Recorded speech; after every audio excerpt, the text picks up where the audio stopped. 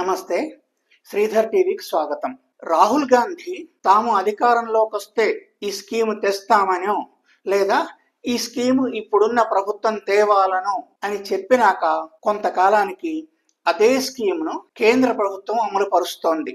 ఒకటి కాదు, రెండు కాదు. రాహుల్ డిమాండ్లన్నీ లిస్టు రాసుకొని ఒకటి తర్వాత ఒకటి అమలు చేస్తున్నట్టుగా అనిపిస్తోంది. లేదా కాంగ్రెస్ ఎన్నికల మేనిఫెస్టోలు 2014, 2019, 2024 ఈ ఎన్నికల మేనిఫెస్టోలనన్నింటినీ దగ్గర పెట్టుకొని వాటినన్నింటినీ చదివి వాటిల్లోని స్కీములను బీజేపీ ప్రభుత్వం అమలు చేస్తున్నట్టుగా మనకు అనిపిస్తోంది.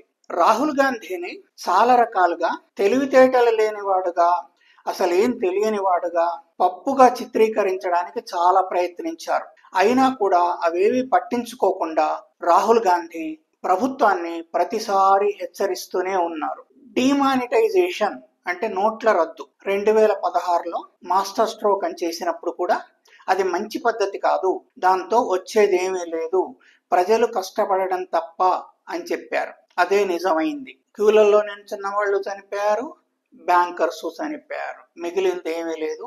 ఒక నయా పైస కూడా నల్ల డబ్బు అనేది వెనకకు రాలేదు. ఆ తర్వాత వ్యవసాయ చట్టాలను కూడా వ్యతిరేకించారు. 3 వ్యవసాయ చట్టాలను తీసుకురావడానికి ప్రయత్నించారు కదా.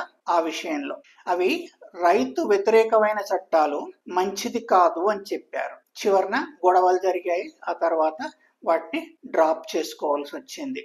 రాహుల్ గాంధీ జిఎస్టిని అది చాలా అన్యాయమైన పన్ను విధానం అని, అట్లా ప్రజల మీద ట్యాక్సులు వేయకూడదని, అన్ని స్లాబులు ఉండకూడదని, 28% దాకా ట్యాక్సులు వసూలు చేయనేకూడదని చెప్పారు.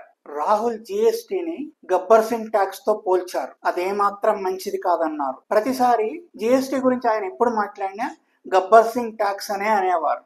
చెప్పితే విన్న వాళ్లే లేరు. పైగా అపహాస్యం చేశారు. కానీ ఏమైంది? ఇప్పుడు మొన్నటికి మొన్న జిఎస్టి స్లాబులను తగ్గించారు. 28% ఉన్న పన్నును మొత్తం తొలగించేశారు. 12% పన్నును కూడా తొలగించేశారు. అంటే ఆయన చెప్పిందే చేసినట్టు అయింది కదా. కానీ కొత్తగా 40% స్లాబును ప్రవేశపెట్టారు. ఎవరు అన్నారు, నా మాట కాదు, తీసేసిన 12%, 28% కలిపితే 40% అవుతుంది అని. నిజమే కదా. ఈ నెల 22వ తారీఖు నుంచి, అంటే సెప్టెంబర్ 22వ తారీఖు నుంచి పన్నుల భారం తగ్గబోతుంది. జిఎస్టి కొత్త విధానం అమల్లోకి వస్తుంది అని ప్రభుత్వం చెప్పింది. భారం తగ్గుతుంది అంటే ఇప్పటిదాకా భారం పడినట్టే కదా అని విజ్ఞులు అడుగుతున్నారు. మరి దాని సంగతి ఏమిటి అని. పెద్ద పెద్ద అంటే కార్లు, రిఫ్రిజిరేటర్లు, ఏసీలు అలాంటి వాటికి వెంటనే తగ్గించవచ్చు. కానీ నిత్యావసరాలకు 22వ తారీఖు నుంచే తగ్గిస్తారా? అట్లా తగ్గింప చేసే మెకానిజం ఏదన్నా ఉందా?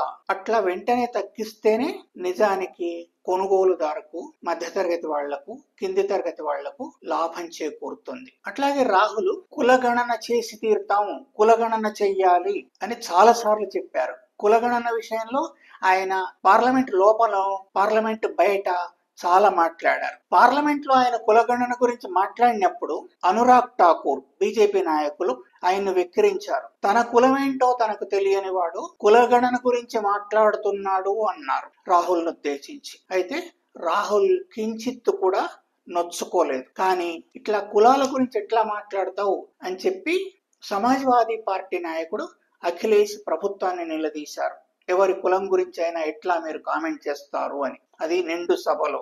జనాభాలో 90% ఉన్న ఓబీసీలు, ఎస్సీలు, ఎస్టీలు, మైనారిటీలు, ఇతర కమ్యూనిటీస్ కు వాళ్ల భాగం వాళ్లకు అందట్లేదు. వాళ్ల జనాభా మేర రాజకీయాల్లో కానీ, ఉద్యోగాల్లో కానీ, విద్యలో కానీ వాళ్ల పర్సెంటేజ్ ఎంత అవుతుందో ఆ పర్సెంటేజ్ మేరకు వాళ్లకు దొరకట్లేదు. కాబట్టి న్యాయంగా వాళ్లకు ఏదైతే అందాలో అది అందాలి అని రాహుల్ చెప్తూనే ఉన్నారు. పట్టించుకోలేదు.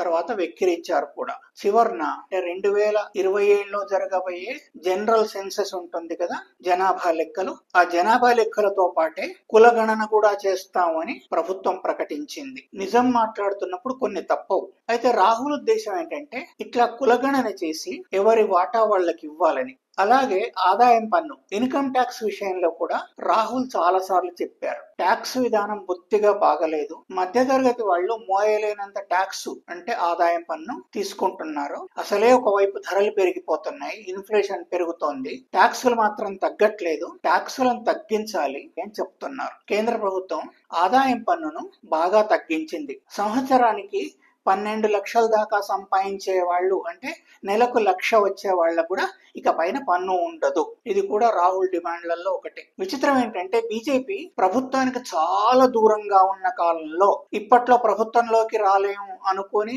అంత దూరాన ఉన్న కాలంలో అసలు ఉద్యోగులకు ఆదాయం పన్ను ఏమిటి, వాళ్ళకు వచ్చేదే చాలా తక్కువ, పైగా ధరలు ఇత్యాది ఖర్చులు కూడా పెరిగిపోతున్నాయి, తామొస్తే అంటే బీజేపీ అధికారంలోకి వస్తే అసలు ఉద్యోగులకు పన్నే లేకుండా చేస్తామని చాలా సార్లు చెప్పారు. కానీ వచ్చిన తర్వాత ఏం చేశారో మనం అంతా చూసాం.